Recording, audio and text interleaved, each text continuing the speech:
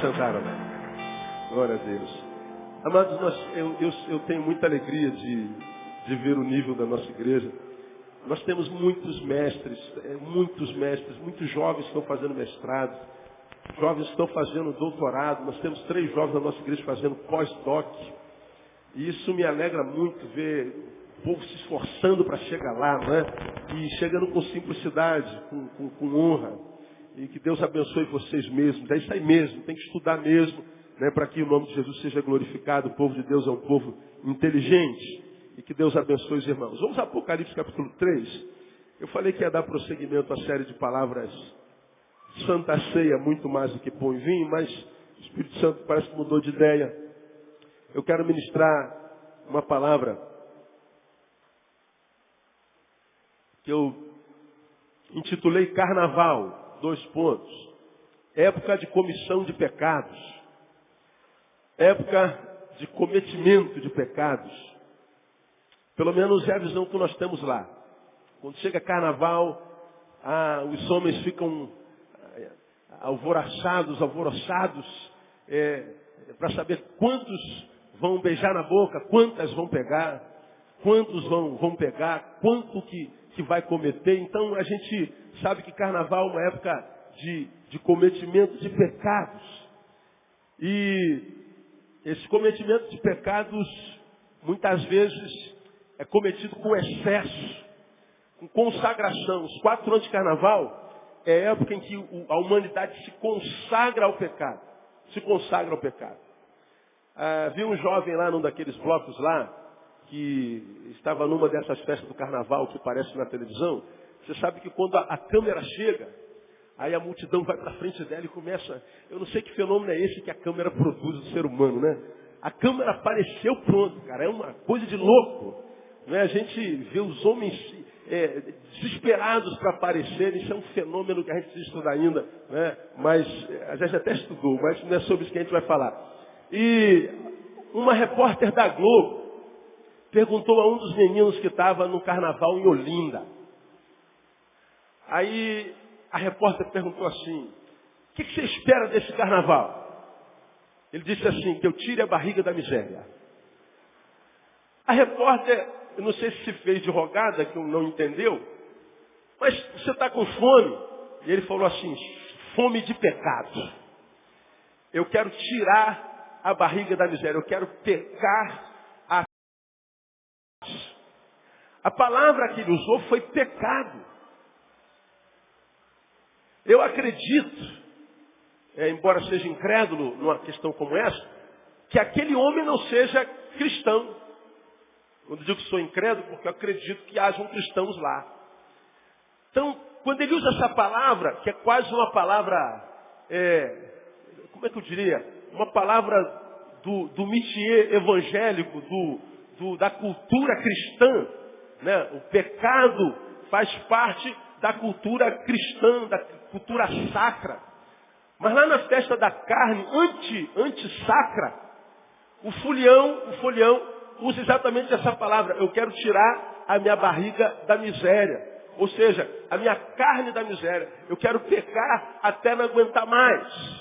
Bom, e os pecados dos quais ele fala, acho que todos nós sabemos quais são. Então, esse é um tempo em que os homens se entregam em excesso, se entregam em consagração ao pecado. E por causa disso, a igreja evangélica construiu uma cultura também anticristã, que é chamada de retiro o quê? Não ouvi? Retiro espiritual. Enquanto a humanidade se debruça na carne, a igreja se retira e deixa a cidade, o bairro, o Brasil para eles. E os nossos retiros, sabemos eu e você, que nem são tão espirituais assim. Muitas vezes de espiritual não tem nada. Virou um evento. A gente vai e muitas vezes é pior do que o carnaval. Só que tudo na moita. Então, porque a humanidade se consagra ao pecado, a gente se retira desses 4 dias nesse chamado retiro espiritual. e eu acho que cometemos um pecado semelhante. Eles cometem o pecado de comissão e nós cometemos o pecado de omissão. Um comete, outro se omite. Mas acho que em ambos os lados há pecado. Ambos se excedem. Um se excede no cometimento, outro na omissão. Então eu queria falar sobre essa omissão nossa, para a nossa reflexão. Vamos aproveitar para refletir um pouquinho no carnaval. Antes vamos conhecer algumas curiosidades sobre o carnaval. A palavra carnaval é uma palavra composta do latim carnem mais levare. Carnem levare. Daí vem a palavra carnaval. Carnem levare é carnem carne, levarem levar. Literalmente, traduzido etimologicamente falando, é levar a carne, ou adeus a carne. Suma com a tua carne. Mortifique a tua carne. Então, carnaval é exatamente, originalmente falando, o oposto do que a gente vê hoje. Hoje, carnaval é festa da carne. Venha carne. Ceda a carne. Não se omita de ceder a carne. Então é a festa da carne. Carnaval. Carne. É a festa da carne. Pois é. Mas na sua origem, carnaval tinha um sentido exatamente oposto. Mortifiquem a carne. Matem a carne. Deem a Deus a carne. Fujam da carne. Dominem a carne. Esse é o sentido literal da palavra carnaval. Agora, por que o carnaval, ou quando o carnaval foi instituído? O carnaval, ele é um período do calendário cristão da igreja romana. Um período de 3 dias, tirando a quarta-feira de cinzas, um período de 3 dias em que se mortifica a carne de uma forma contundente. E na quarta-feira de cinza começa a chamada quaresma. Quem é da origem católica sabe o que é isso. Quaresma é aquele período de 40 anos que antecede o quê? A Páscoa. 40 dias que antecede a Páscoa. Eu falei 40 anos, né? Misericórdia. 40 anos foi no deserto. Então, o carnaval, esses 3 dias, era um dia em que o ser humano se abstinha de todo tipo de ação carnal. Inclusive a cultura é que na Páscoa a gente não pode comer o quê? Carne, só come peixe. Não tem nada a ver uma coisa com a outra, isso é só cultura. Carnaval era a mortificação da nossa carne. Não é a proibição de comer carne de boi, carne de porco. É que tudo foi sendo deformado. Então, esses 3 dias de carnaval, os homens se dedicavam totalmente ao espírito, se purificavam com jejuns, orações, debruçando de fato nas ações espirituais, para que na quarta-feira de cinzas, ou seja, cinza da carne, a carne está morta, começasse o período da quaresma. Um período em que nós viveríamos os frutos da mortificação da carne até chegar a Páscoa no domingo da ressurreição. Então o carnaval nada tem a ver com o que a gente vê aí. Com a entrega total ao pecado, à depravação, à promiscuidade. Carnaval, originariamente, tinha a ver com santificação. Agora, qual é, irmão, o ministério do diabo? Desde o Éden, você já aprendeu aqui. O ministério do diabo é desdizer a palavra de Deus, deformar a palavra de Deus, desconfigurar o que Deus construiu. Você já aprendeu isso aqui? Quando ela chega para tentar a mulher, a serpente diz assim: foi assim que Deus disse que você não pode comer das árvores do jardim? Não foi isso que Deus disse. Eu posso comer ao contrário de todas elas, só não posso comer daquela ali. Mas por que não pode? Porque Deus disse que se eu comer eu morro. Aí vem o diabo e diz assim: certamente o quê? Não morrerás. Esse é o trabalho do diabo. Desfazer, desdizer, ser o antagonista da ação de Deus, da vontade de Deus, da revelação de Deus e do próprio Deus. Desde o Éden, a função do diabo é distorcer.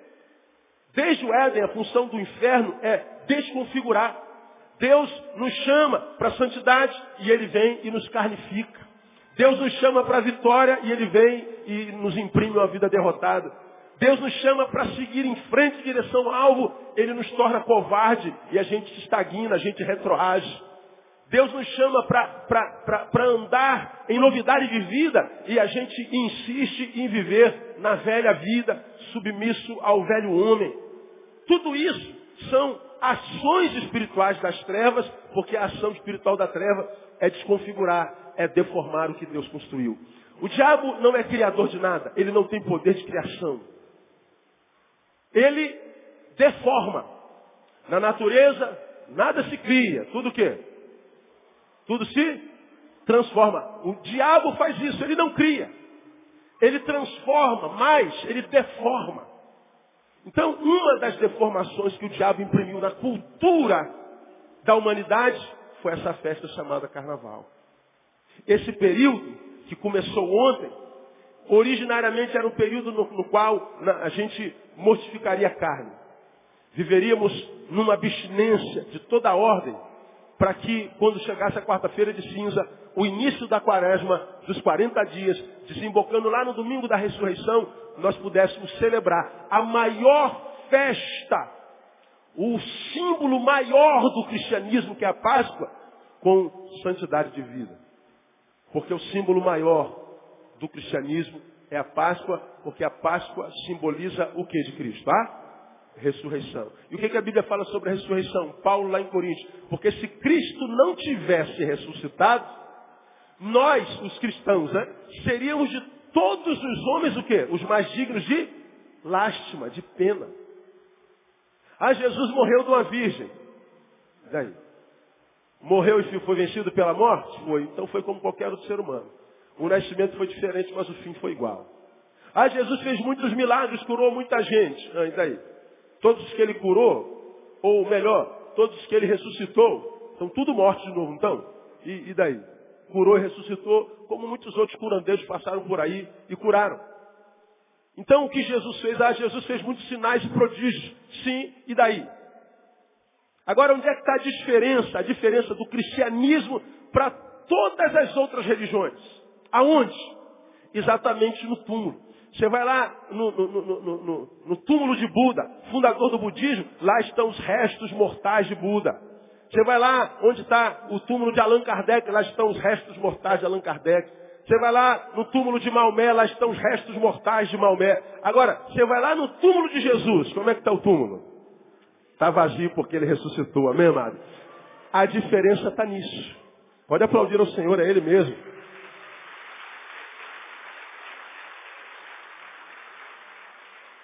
Por que aí está a diferença? Porque só um ser que venceu a morte tem poder moral para prometer vida. Como alguém pode falar de eternidade se ele foi vencido pela finitude? Como eu posso, por exemplo, acreditar na reencarnação, se não filosoficamente, se a morte, pelo menos cronologicamente, interrompe e toda ação pós-morte não pode ser comprovada cientificamente. São tudo conjecturas. A morte é o fim. A Bíblia diz que ao homem está ordenado morrer uma única vez, depois disso vem o juízo. Palavra daquele que ressuscitou, cujo túmulo está vazio até hoje. E não é o que nós queremos. Essa é a máxima do cristianismo. Então o carnaval seria um período de 3 dias que me prepararia para os 40 dias que desembocaria na ressurreição, no dia que deu sentido à vida dos cristãos. Agora, vem as trevas e deforma tudo. Desconfigura tudo. Mais uma vez, desconstrói tudo. E tudo no que o ser humano não pensa é no espírito nesse tempo de carnaval. Agora nós deveremos fazê-lo. Nós deveremos tentar fazê-lo. Não quer dizer que a gente acredite que a santificação esteja em períodos do ano, não. A gente tem que ser santo todo dia. Não é só na quaresma, não é só no carnaval. A gente tem que celebrar a ressurreição do ressurreto o tempo inteiro, todos os dias. Mas essa é uma informação histórica de como o carnaval foi instituído e por que ele foi instituído. Nada tem a ver com escola de samba, nada tem a ver com mulheres peladas, nada tem a ver com sexo, nada tem a ver com droga, nada tem a ver com fantasia, nada disso tem a ver com o sentido etimológico do carnaval. Então, eles se debruçam ao cometimento. Todavia, nós muitas vezes nos debruçamos à omissão. Eu queria, nessa manhã, mostrar duas áreas na nossa vida que a gente se omite. E tal omissão se traduz em pecado também. Porque a gente já aprendeu aqui, e a teologia nos ensina isso, que o pecado se manifesta nessas duas vertentes. O pecado de comissão é como quando eu cometo algo que prejudica ao meu irmão, prejudica a mim mesmo. É algo que vai contra a essência divina do nosso Senhor.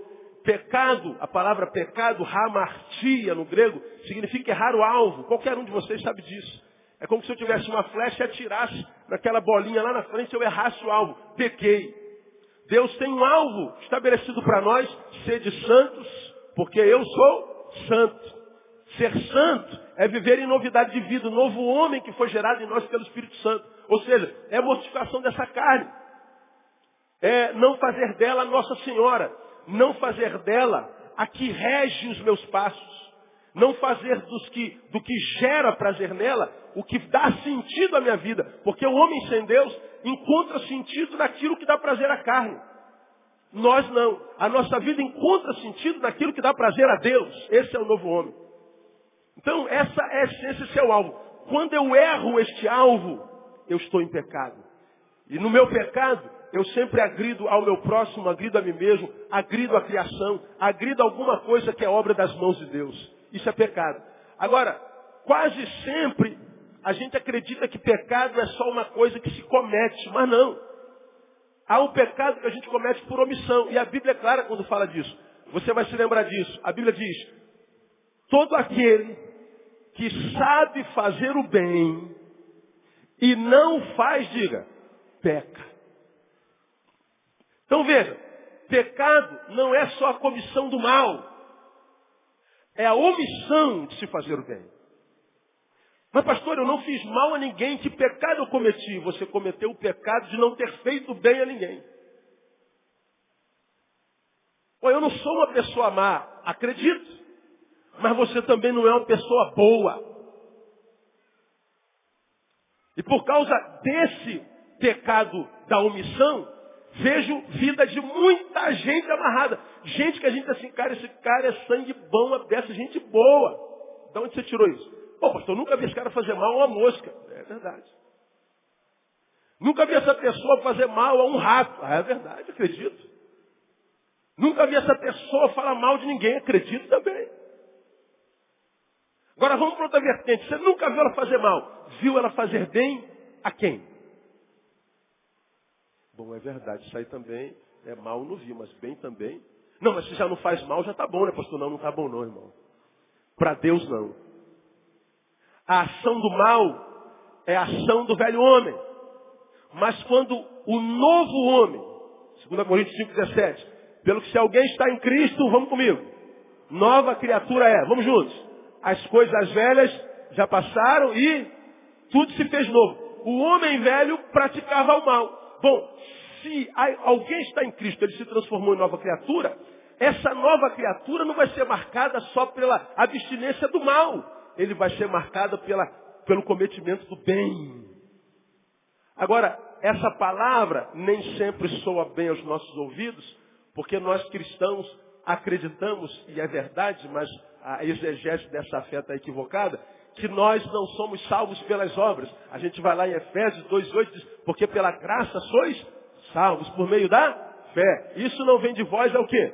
Dom de Deus. Não vem das obras, para que ninguém se glorie. Então, nós não criamos a cultura das boas obras. Não, eu não sou salvo pelas boas obras. Quem crê nisso são os espíritas. Por isso que eles fazem caridade como ninguém. Porque eles acreditam que a salvação é pelas obras. Nós não somos salvos pelas obras. É verdade. Mas você já aprendeu aqui que embora nós não sejamos salvos pelas obras, somos salvos para as boas obras. E as nossas boas obras glorificam o nosso Pai que está no céu. Amém, amado? Você Porque a nova criatura em Cristo Jesus tem a obrigação de mostrar isso pelos frutos que dá.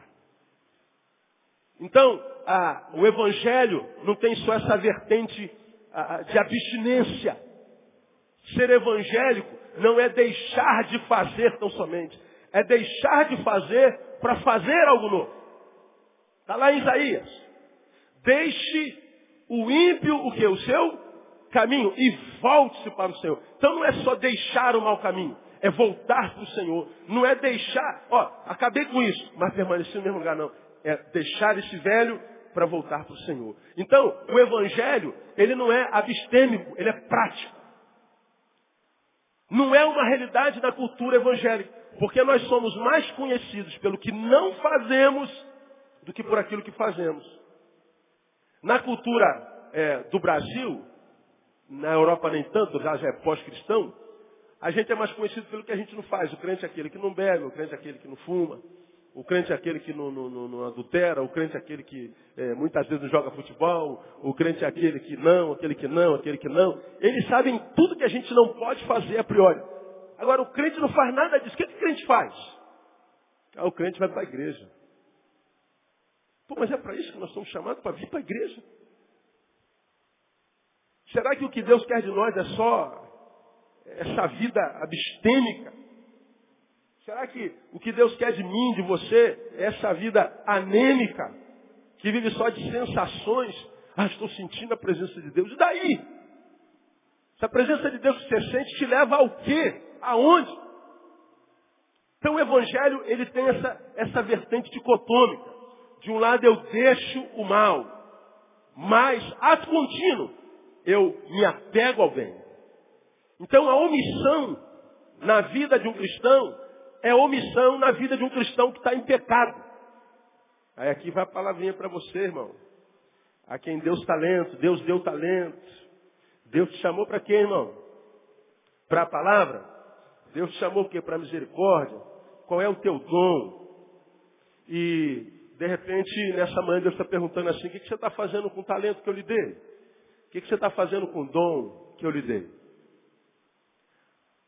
Quando você não está usando esse dom, ele está enterrado, essa sua omissão de serviço transforma você não só num pecador, mas mais, num pecador mentiroso. Porque você não está servindo, mas a sua mente sempre produz uma razão para não fazê-lo. Por que você não está servindo? Você está trabalhando demais, não é verdade? Ou está fazendo faculdade? O que mais? O que você está fazendo? Pastor, meu filho nasceu agora. Pastor, estou morando longe. Pastor, estou em construção em casa. Pois é.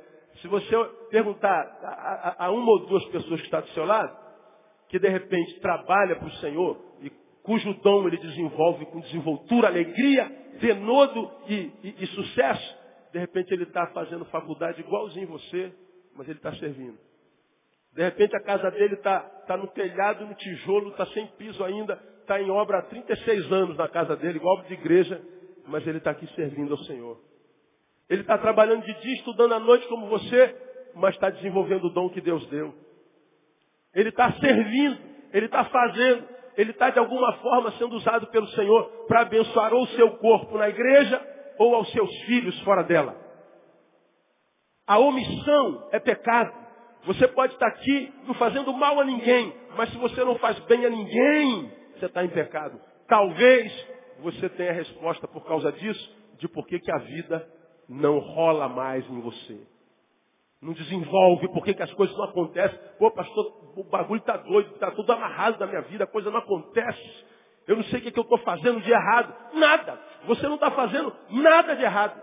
Pô, então por que não acontece? Porque você não está fazendo nada certo.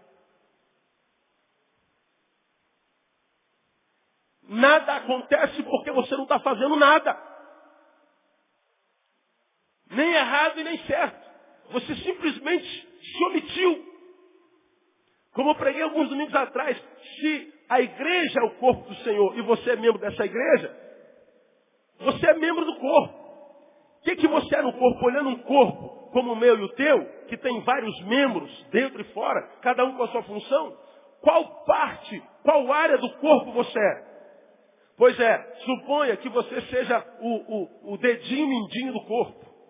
Suponha que você seja o cotovelo do corpo. Suponha que você seja a orelha do corpo. Mas se você é o dedinho do corpo e não funciona, o corpo de Jesus está defeituoso por tua causa. O corpo de Jesus é deficiente por causa de você. Você é uma orelha que não pode ser usada pelo corpo. Então Jesus só tem uma orelha, porque você se recusa a ouvir. Suponha que você seja uma perna no corpo. O corpo de Jesus está andando de muleta por tua causa. Não quer dizer que a obra não seja feita, mas é uma representação, é uma analogia. Por isso que Jesus usa a figura do corpo para representar a sua igreja. Omissão, irmão. O ano começa daqui a alguns dias. 2011 começa segunda-feira que vem. E Deus continua a perguntar para mim e para você, filho, o que você vai fazer da sua vida em 2011? Eu estava lá no Projeto Vida Nova ontem, pastor Marcos Salles, um amigo querido, quase uma ovelha, que foi vocalista do 4x1 até bem pouco tempo atrás, agora gravou um CD solo. Ele cantou uma música belíssima. E uma das coisas da música diz assim: quero gastar a minha vida ao teu serviço. Aí a música diz: alguns gastam a sua vida para si.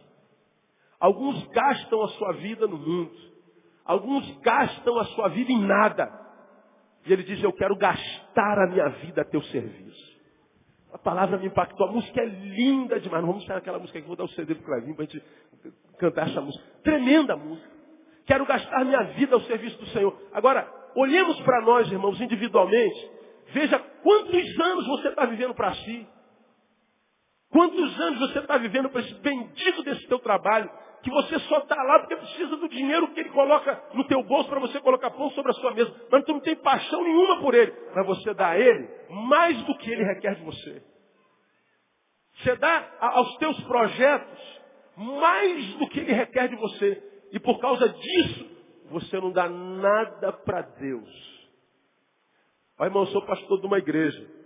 E conheço quase todas as minhas ovelhas. Não todos, não tem como conhecer essa multidão toda. Mas, caminhando no meio de vocês, estando sempre presente, a gente conhece talento de quase a maioria de vocês. E uma das coisas que entristece ao pastor, não é o Senhor, é ver tantos talentos. Que se desse o dízimo do talento ao Senhor, a gente poderia fazer 100 vezes mais. O dízimo. Não precisa nem se dar ao Senhor integralmente.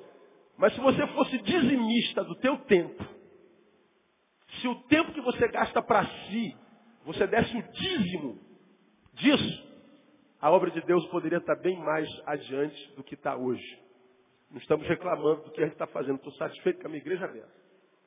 Eu estou tentando alcançar o teu coração para que você perceba que Deus pode respeitar a tua missão, mas Ele não se alegra com ela. Deus e você sabem que você pode fazer mais. Que você deve fazer mais. Mas você tem que estar se transformando em mentiroso, dizendo que está ocupado demais, que está cansado demais, que está envolvido em muitas atividades, que você não tem tempo para fazer nada. Aí você está cansado e se machucou muito, né? Você está traumatizado. Então Deus não conte mais comigo. Pois o fato é que Deus não conta mesmo. Isso é que é triste. Então, o pecado da omissão. Caminhando aqui para a nossa palavra, vejamos alguns exemplos bíblicos de omissão. Se lá eles estão cometendo, vamos ver a nossa omissão. Omissão entre o que eu vou chamar morte e vida. Morte e vida. Apocalipse capítulo 3 diz uma coisa interessante, eu já preguei nesse texto algumas vezes, passando por uma outra vertente. Fala a respeito de uma igreja, a igreja de Sardes. E lá diz assim: ao anjo da igreja em Sardes escreve: isto diz aquele que tem os 7 Espíritos de Deus e as 7 estrelas. O que ele diz? Lê comigo, irmão. Conheço as tuas obras. Tens nome de que vives, mas estás morto. Você lembra que eu já preguei sobre isso aqui? Aquele que tem os 7 Espíritos de Deus, ou seja, é o perfeito. Ele olha para mim e para você, para nós enquanto corpo, e diz assim, olha, Igreja Batista Betânia, conheço as tuas obras. E quando este que é Jesus diz, conheço as tuas obras, ele não fala daquelas obras que nós conhecemos do outro.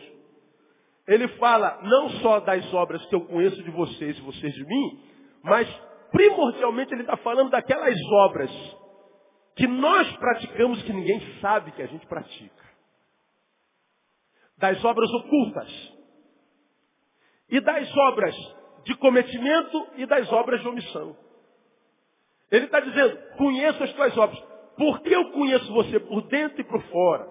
O ser público que você é e o ser subjetivo que você é, eu estou vendo que você é uma farsa.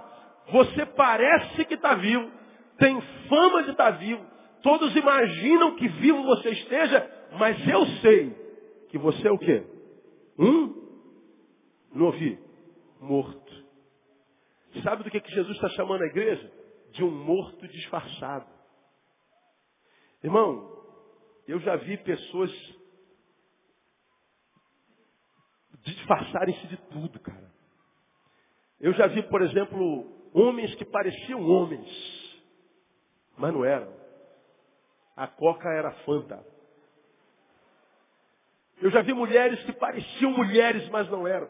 Eu já vi gente que parecia ser milionária, mas tu foi descobrir, era pau pé. Comia sardinha e arrotava o quê? Caviar. Eu já vi gente parecer ser muito feliz, muito feliz. Mas quando você foi analisar a vida na intimidade, descobrimos que eram pessoas extremamente infelizes. Eu já vi um monte de gente se disfarçar de um monte de coisa, mas eu nunca vi um defunto se disfarçar de vivo.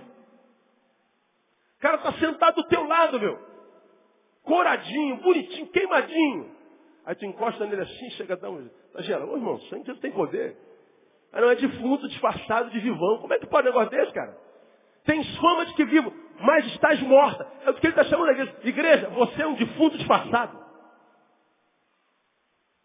Agora é um defunto tão bem disfarçado, que até trabalhar você trabalha. Você tem obras impressionantes. E quando as pessoas olham para a tua obra, parece que você está vivo.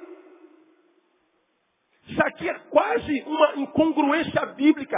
É quase uma contradição bíblica. Porque o mesmo Jesus que liberou essa palavra, foi o mesmo Jesus que disse, pelos frutos os conhecereis. O que são as obras se não frutos?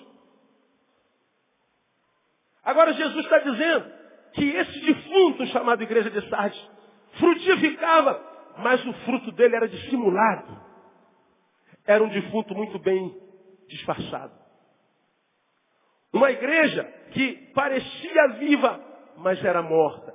Jesus escreve uma carta a uma igreja morta, mas que, todavia, a ela Jesus dirige uma carta. Então, a morte da qual Jesus está falando, não é a morte biológica. De que morte ele está falando? Da morte espiritual. Da morte existencial.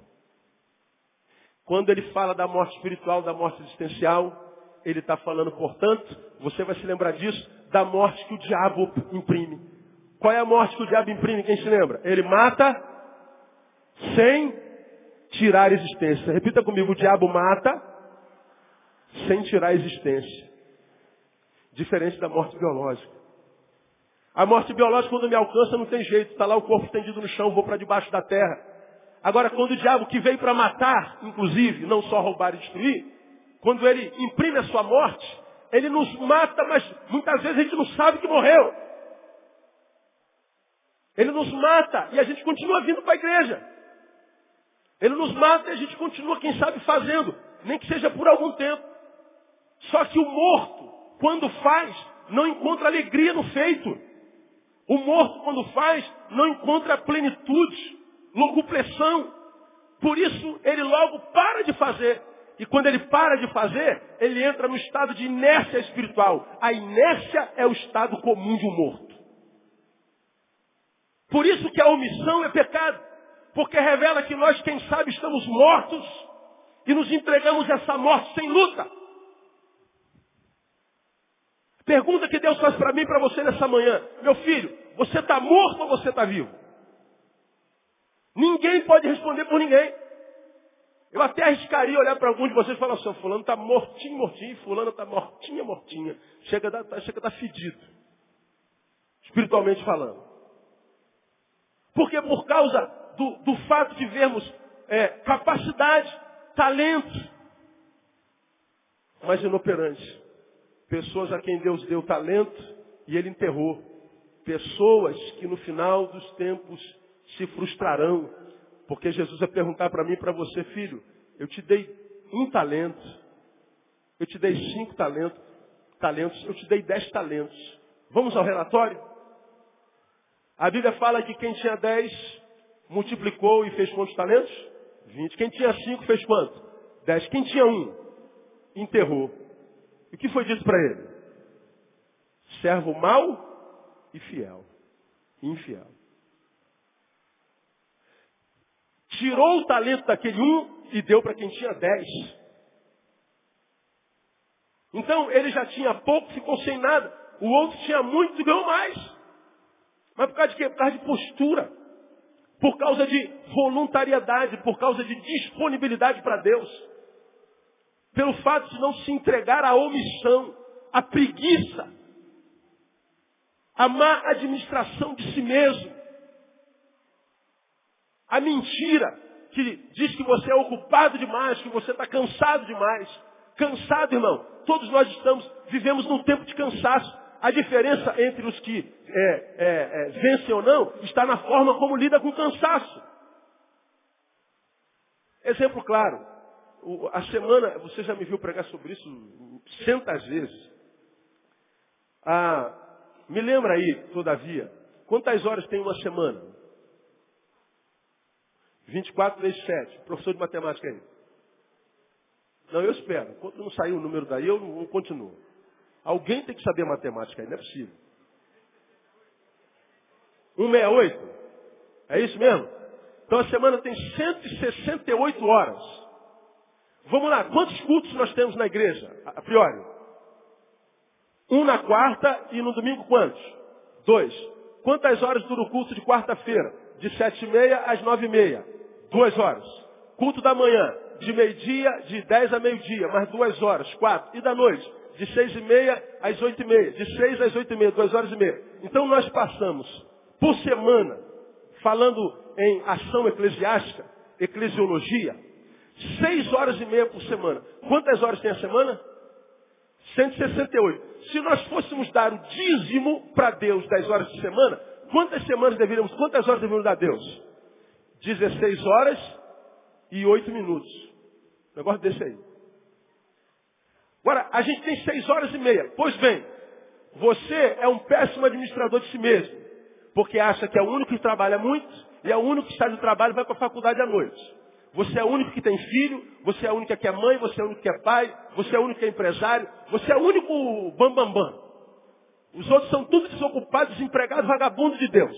Mas você é o cara, você é a mina. Né? Mina é na minha época, né, meu? Mas dá para entender. Você não tem tempo para Deus, você está cansado. Estou cansado. Legal, legal. Agora, 6 horas e meia.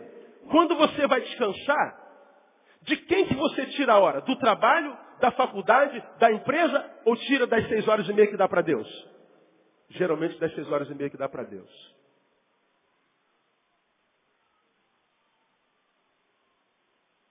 Você é uma vergonha, cara.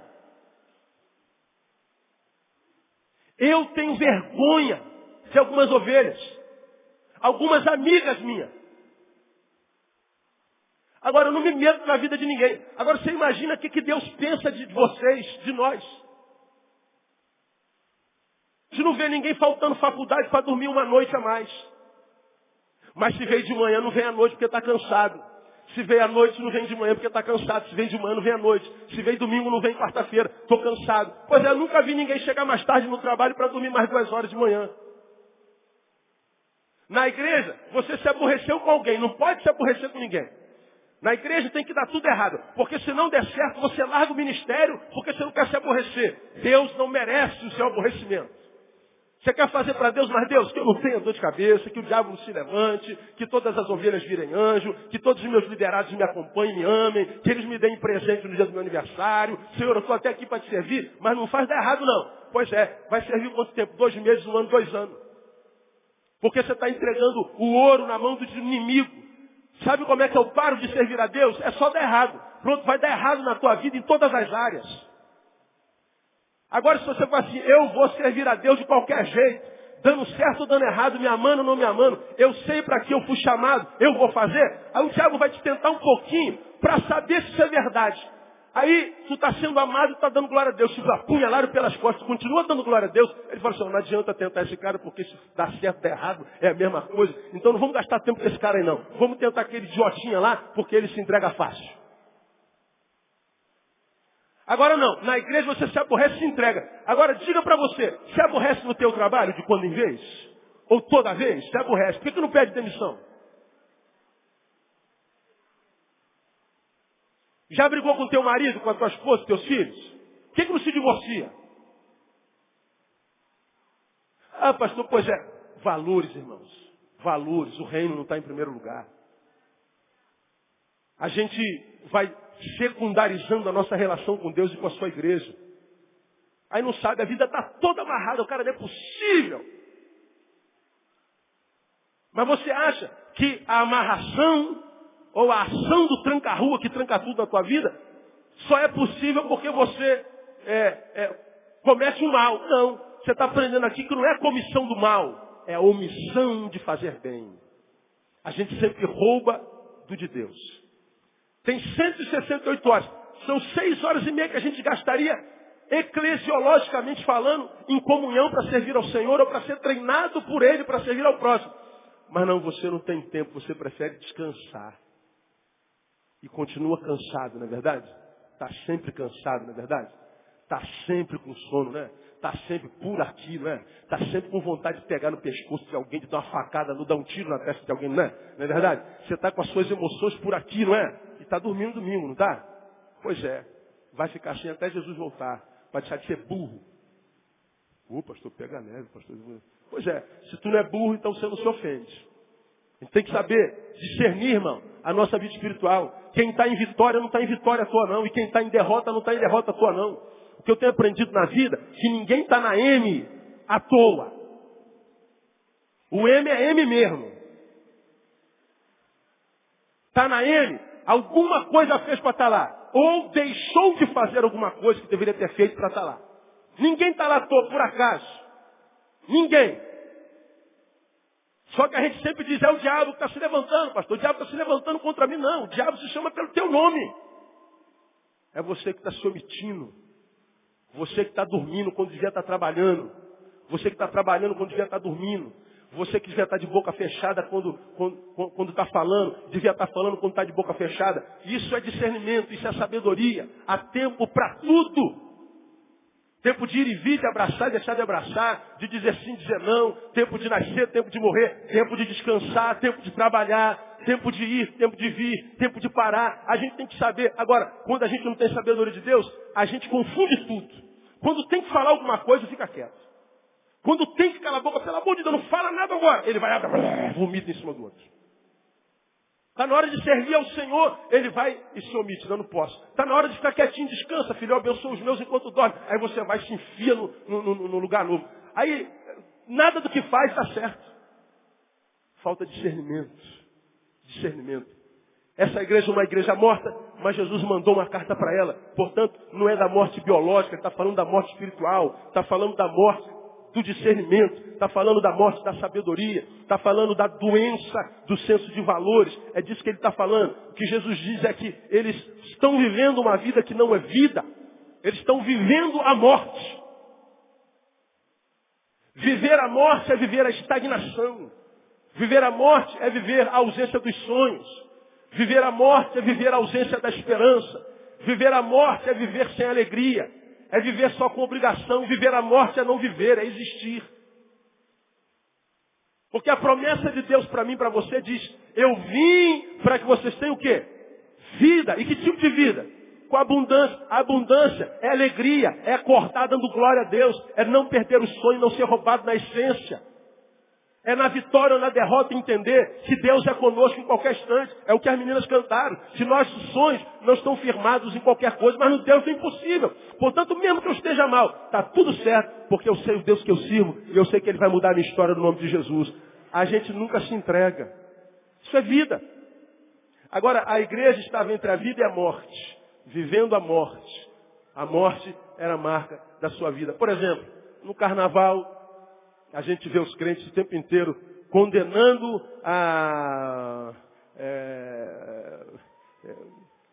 como é que eu diria? Um monte de coisas. Mas a gente condena e não vive o oposto que a gente condena. Por exemplo, estamos falando entre morte e pecado. Uma outra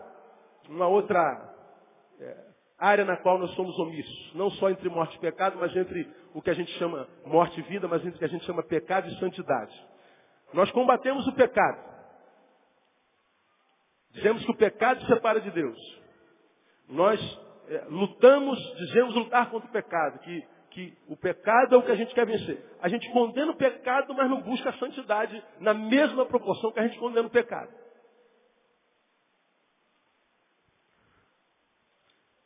Somos austeros para condenar o pecado dos outros quando revelados, mas condescendentes com os nossos pecados ocultos.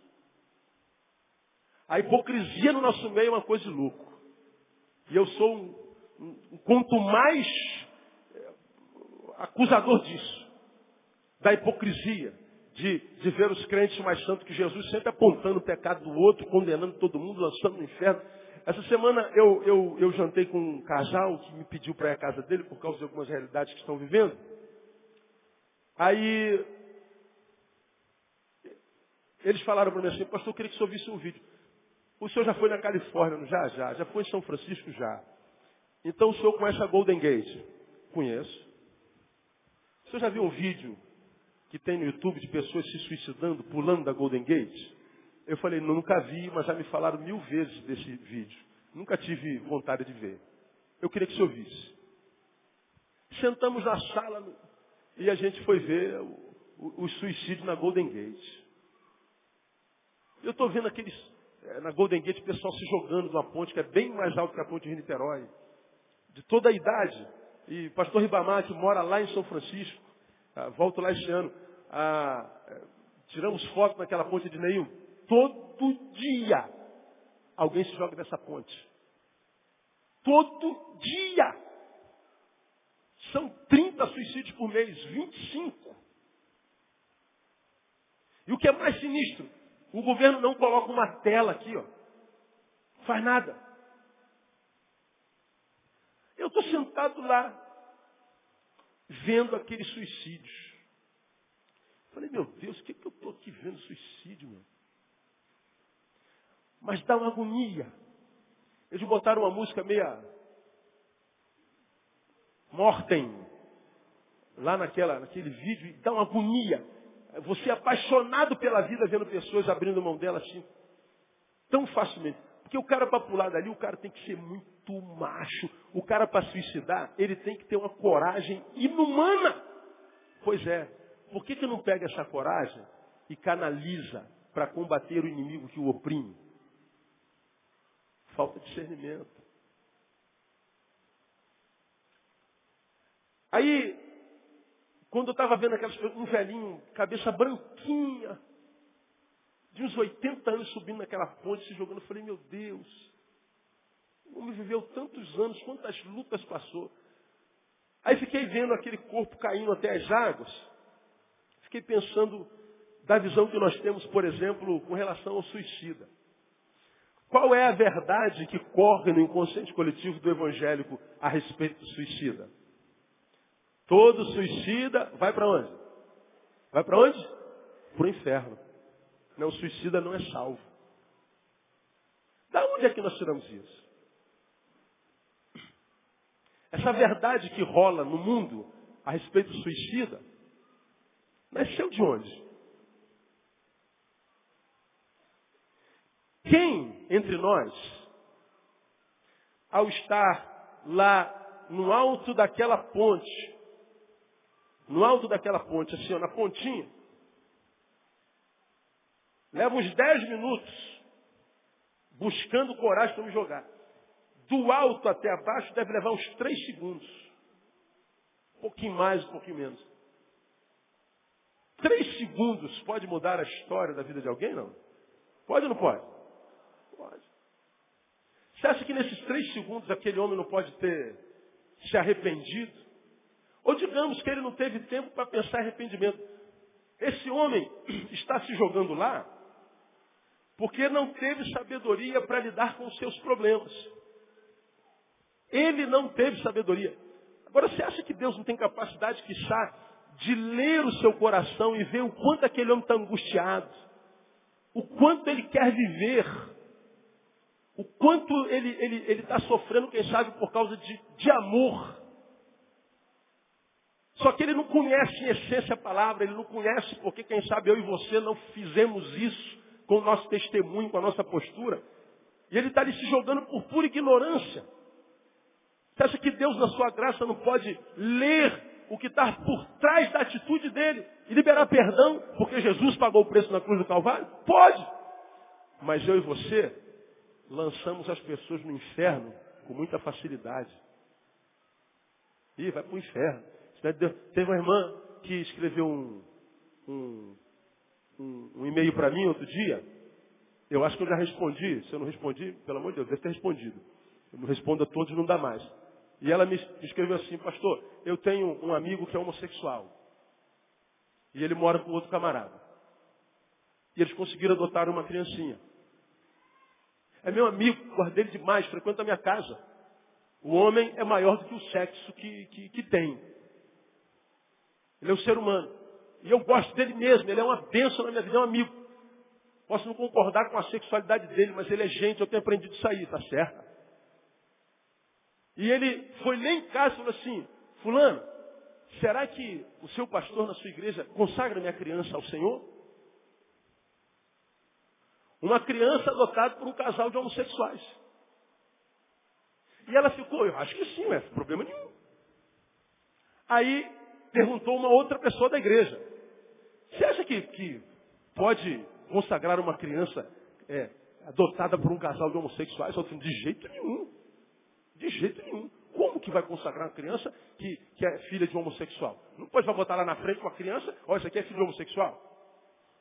Não, de jeito nenhum. Deus não aprova um negócio desse. Aí eu lançaria a pergunta para vocês: deve-se consagrar uma criança dessa ou não? Sim, não, não, sim. Sim, não, sim, não, sim, não. O que você acha que eu respondi para ela? Minha irmã, traga o bebê. O bebê não tem nada a ver com isso. Quem é o pai dela? O problema é do pai dela. O que o pai dela faz com o que é dele? O problema é dele. A criança não tem nada a ver com isso. Traz a criança, Senhor. Essa criança aqui foi gerada no ventre de uma mulher e foi plantada lá pelo Senhor. Que ela seja para a tua glória. Pronto, ela é tua. Ah, mas e os pais? O problema é deles. São eles que vão dar conta para Deus, não sou eu. A criança é a filha do traficante, é como a filha da prostituta.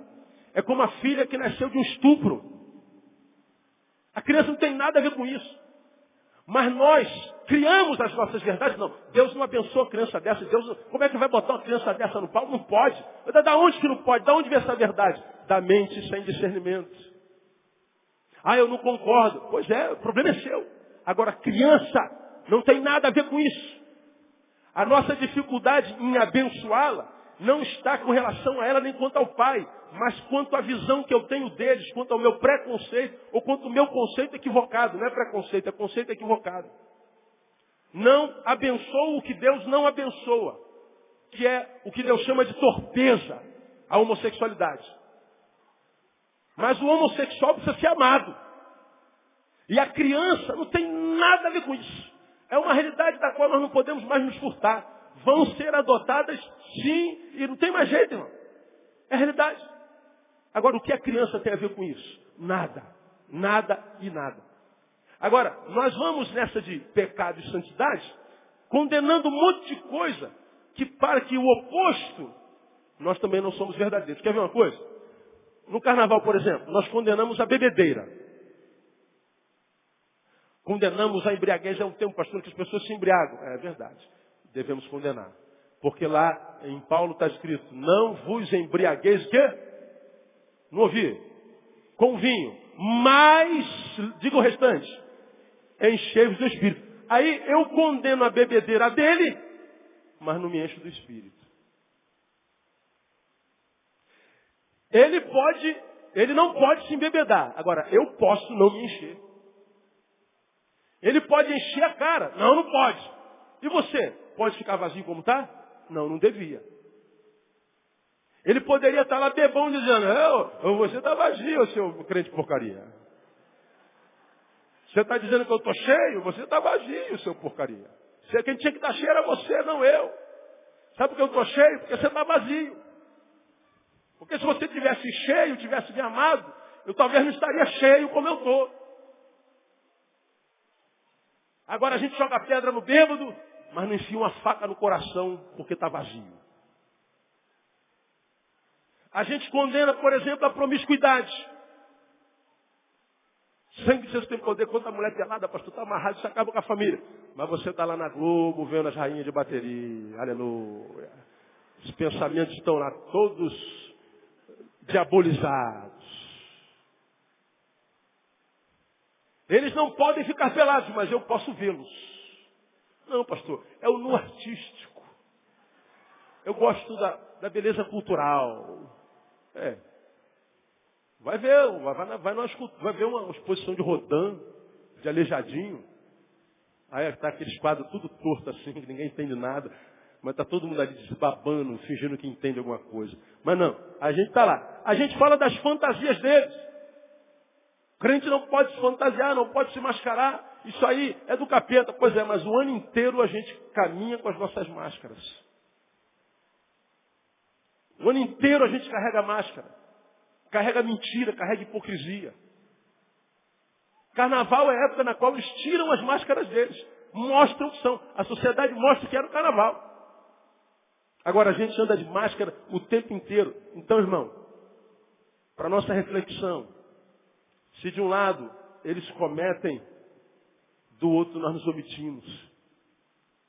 Devemos condenar o carnaval? Talvez, mas devemos condenar ainda mais a nossa omissão. Devemos condenar o pecado? Sim, isso é uma necessidade. Mas santificarmos é uma necessidade maior ainda. Agora a santificação, você já aprendeu, é um processo pelo qual passamos gradativamente, dia após dia. E quando eu exerço o meu talento, quando eu exerço o meu dom, quando eu sirvo, eu estou trabalhando para esse processo de santificação. Porque eu não conheço ninguém, irmão, que consegue se manter santo sem ser usado por Deus para abençoar a quem quer que seja. Não conheço santidade gerada num banco de igreja. Não conheço santidade gerada no evento. Não conheço santidade gerada num culto. Porque eu tenho participado de cultos lindos, não só aqui, mas no Brasil inteiro, onde a gente diz, o Senhor está aqui curando, libertando, restaurando, e fala em línguas e profetiza, e todo mundo vem abaixo, cai todo mundo, é um reteté do caramba, e uma coisa de louco, o Espírito Santo está aqui, e nego cai, fica beijando o chão, rolando para lá, e a gente fica, caramba, é muito fogo de Deus, eu acho tudo muito lindo. Agora, como a Bíblia diz que são os frutos que vão testificar se a obra foi de Deus ou não, portanto, para mim o que acontece no culto não é mais importante, mas o que eu vou fazer com o que aconteceu comigo no culto a partir dali. O que acontece aqui não é importante. O que a gente faz com o que aconteceu aqui, isso é importante. Então, eu tenho visto muita gente que, cara, eu recebi uma unção tremenda, recebi o renovo de Deus naquele culto, foi uma bênção. Eu não digo nada, mas aqui comigo, vamos ver quanto tempo vai durar esse avivamento aí. Vamos ver o que essa energia espiritual toda que foi gerada no culto, não sendo utilizada, aplicada, investida em alguém, em alguma coisa do reino, vamos ver quanto tempo isso vai servir. Não serve, irmão. Não serve. É como pneu de carro, é uma coisa sinistra, né? Se você roda constantemente com o carro, o pneu até esvazia, você tem que calibrar de quando em vez. Mas ele demora muito mais rodando do que se você deixar o carro parado. Melhor exemplo, bateria do carro. Quanto mais você usa, mais ela recarrega. E se você não usar o carro, deixar desligado, o que acontece com a tua bateria? Ela acaba. Eu diria que no reino e na relação espiritual a mesma coisa. O culto é como que a gente pegasse a tomada da nossa vida e colocasse na parede de Deus. E a carga viesse para a bateria e nós somos recarregados no domingo. Agora, vamos fazer o que com essa carga toda? Porque a pilha que a gente recarrega acende uma lanterna, faz funcionar um telefone sem fio, faz se mover um carro, faz andar uma boneca, faz um telefone falar. A bateria que é carregada, ela é utilizada para alguma coisa. Agora e nós? Pastor, eu estou muito ocupada, eu estou muito cansado, eu não tenho tempo não, pastor. Não sou como o senhor, vagabundo de Deus, que tem tempo de tudo. Eu não sou como esse irmão que está do meu lado, que não tem faculdade. Esse irmão não tem mestrado. Eu trabalho de dia e estudo à noite. E sábado eu tenho meus filhos para cuidar. E domingo eu tenho que descansar de manhã e de noite porque ninguém é de ferro. Verdade. É a tua verdade. Mas não é verdade de Deus, não. Tem alguém sentado aí do teu lado, irmão, que trabalha muito mais do que você. Tem alguém sentado do teu lado que estudou muito mais do que você. Que é muito melhor do que você. Mas que não abre mão de ser útil para Deus e nem para a sua igreja. Então, a minha oração, amado, que este ano Deus possa contar contigo de novo. Deus não precisa de você, mas conta com você. Não quer dizer que se você não fizer, não vai acontecer. Não. Grande parte dos crentes não fazem nada. Mas a obra continua crescendo, cara. Porque 1 vale por 1000. E 1000 valem por quantos? Por 1 milhão. Agora, eu imagino que se Deus pudesse fazer uma pergunta para nós nesta manhã, a pergunta que Ele faria individualmente é: filho, posso contar com você esse ano? Posso voltar a usar você esse ano? Te ensinei a falar, posso contar com a tua boca? Te ensinei a ouvir, posso contar com o teu ouvido? Te ensinei a abraçar, a estender a mão, posso contar com o teu braço? Te ensinei a fazer parede, posso contar com o teu talento? Te ensinei a fazer bolinho, coxinha de galinha, posso contar com o teu talento? Posso contar com você? Como você é livre? Você é livre para dizer: pode, Senhor, eis-me aqui, envia-me a mim. Você pode dizer: Deus, eu estou ocupado demais ainda. Me deixa primeiro sepultar meu pai e minha mãe. Deus vai continuar falando o que disse para aquele jovem: deixe que os mortos sepultem seus mortos. Mas se ainda assim você insistir em caminhar na morte, viver a morte, pensar na morte, você vai continuar vivendo a morte. Vivendo o antinatural, porque o natural é que você viva vida e vida abundante, prometida na palavra para mim e para você. Que 2011, irmão, seja o teu ano. Que esse ano seja o ano no qual o diabo se envergonhe, tenha vergonha de você. Que o diabo tenha medo de você. Para esse cara, o que aconteceu com essa mulher esse ano, meu Deus do céu? Essa mulher está parada há 10 anos. O que aconteceu com essa miserável que agora levantou para trabalhar para o Senhor, para servir o Senhor? É porque ele sabe que se você se levantar, ele tem que se ajoelhar diante dos teus pés. Porque se você se levantar, meu irmão, não são do Senhor, não tem para o diabo, não tem jeito. Ele sabe com quem ele mexe. Então levanta daí, meu irmão, e vai servir o Senhor. Diga: Senhor, 2011 é teu, porque eu estou aqui, eis-me aqui, usa-me a mim, envia-me a mim. Eu quero usar o talento, eu não sei muita coisa não, mas a pouca coisa que eu sei, eu quero consagrar o Senhor. Eu quero gastar minha vida no teu altar, quero gastar minha vida no teu reino, porque é o melhor investimento de vida que um ser humano pode fazer. Porque senão, continua assim, ó, como você está. E o pior, às vezes você está assim, e imagina que isso aí que você está vivendo é felicidade. É só o que você conhece, né? é só o que você sabe da vida, não se relaciona com ninguém a quem Deus tem enriquecido, aquele a quem Deus tem aberto portas. É uma relação tão tremenda que a gente fica com vergonha. Entender o que Paulo dizia, o amor de Cristo me constrange, mas constrangimento, o cuidado é tão mínimo, o cuidado é nas pequenas coisas, das pequenas às macros, que a gente fica constrangido quando vê Deus abençoando algumas pessoas, para as quais ele vai cuidando até do cadastro do tênis, ele vai cuidando dos mínimos detalhes. Meu Deus, como é que tu pode se preocupar com uma coisa tão pequena na vida dessa pessoa? É meu filho, eu tenho muito prazer nele. Porque está escrito lá, irmão, Salmo 37. Deleita-te também no Senhor. E Ele te concederá o quê? O que deseja o teu coração. Entrega o teu caminho ao Senhor. Confia nele. E o mais? Fará. Deus abençoe vocês com essa palavra. E te faça assim, um servo útil no nome de Jesus. Vamos aplaudir o Senhor.